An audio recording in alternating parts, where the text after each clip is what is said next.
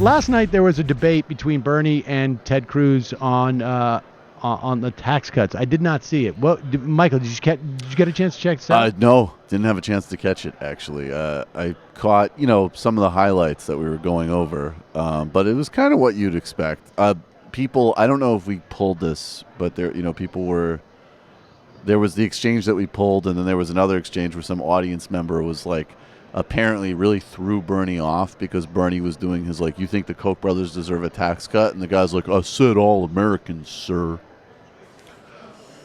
And Bernie just kind of looked at him like, all right, well, you're an idiot. I said all Americans, except for, of course, those in Puerto Rico. Exactly. Well, here is Bernie explaining why paying more in taxes will benefit most Americans.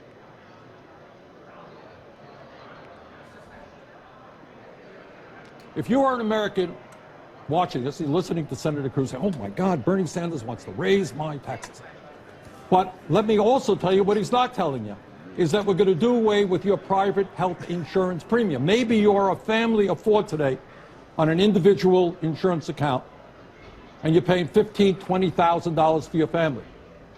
And if I ended that private insurance that you're paying a Blue Cross Blue Shield or some other private insurance company and said you're going to pay $8,000 more in taxes, you'd be $12,000 to the good.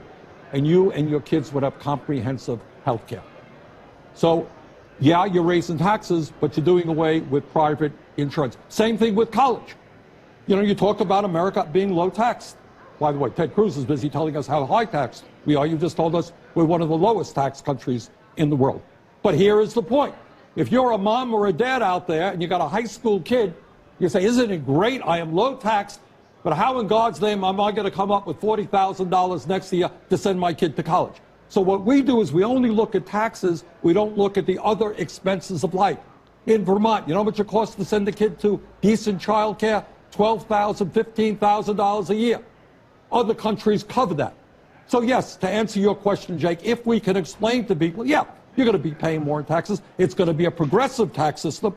The wealthy are going to pay their fair share, not the middle class, not the working class, but everybody will pay some more. But you're going to get free health care, and maybe you're going to get free child care, and maybe your kids are going to be able to go to college tuition free. You know what? You're going to be better off than under Ted system. Senator Cruz? And then Cruz's face got stuck in this sort of gross meme. Well, I mean, I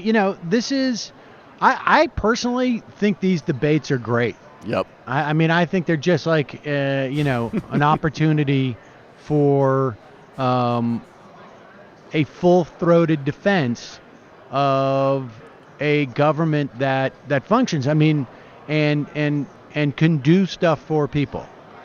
And I think that has been sorely lacking from the sort of mainstream conversation. There's a lot of people who I think are just very disaffected about government as a concept.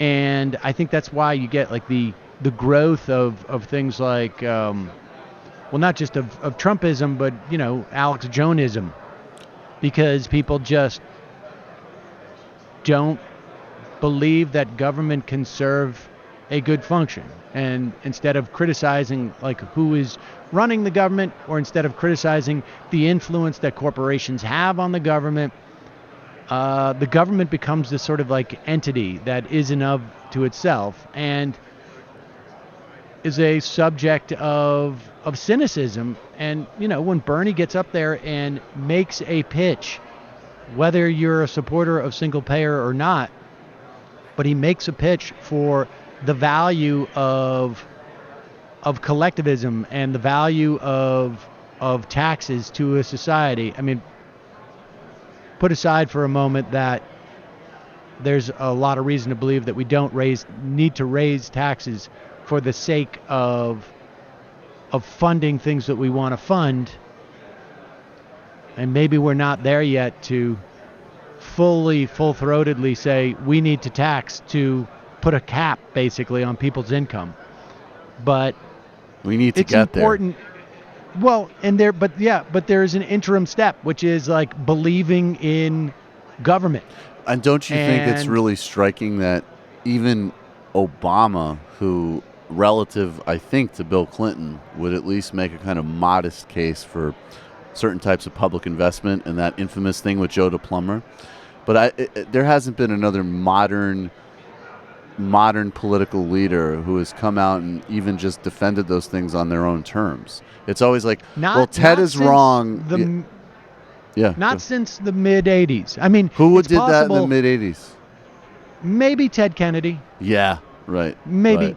I mean, I can't. But remember not to the same specifically, degree as Sanders probably. But maybe Ted Kennedy. I'd have to go back and look. But maybe Wellstone did. Right. But okay. yes, but certainly not the leading content. Well, maybe Ted Kennedy, but I don't think at that point he was. But certainly, we haven't heard it for the past 20 years in that way. And yes, Obama was, had, I think, like sort of rhetorically turned the corner. But, Obama said, like, basically implied that he was going to be Reagan in that accord, and he wasn't. He did not do enough to counter Reagan's, famous, the government comes to help turn the other way. And to be clear, you mean Reagan. And this is a lot of people probably everybody misread this at the time because Hillary Clinton jumped on it in a way that was where she was literally trying to say that he said he was going to be like Reagan, which was ridiculous. But what he was implying was that I'm going to do the same kind of like baseline reset that Reagan did for the country. I'm going to shift the parameters to the left. Yes. Yeah, he implied that. I'm going to create the. Well, he said he wanted to, and the idea. Want to do a lot of things. I'm going to create the rhetorical framework. Look. Right. Reagan didn't do a lot of the things that he sort of like rhetorically claimed that he was going to do, and he was doing. Right. But that rhetorical framework has brought us to this point. Has created the Federalist Society practically. Has brought us to this point, even though there's been multiple examples of when you cut taxes on wealthy people, all that happens is revenue goes down. It doesn't magically create more money. Well, my dad created magically more money for me. And words do a lot of things in a certain sense. Hi, folks. Sam Seder here. We still need your help on our Patreon page. YouTube ads have come back, but not nearly as much as we had before. So if you can help us out, any little bit helps. Head over to our Patreon page right at this URL, and you'll help us keep helping you by making videos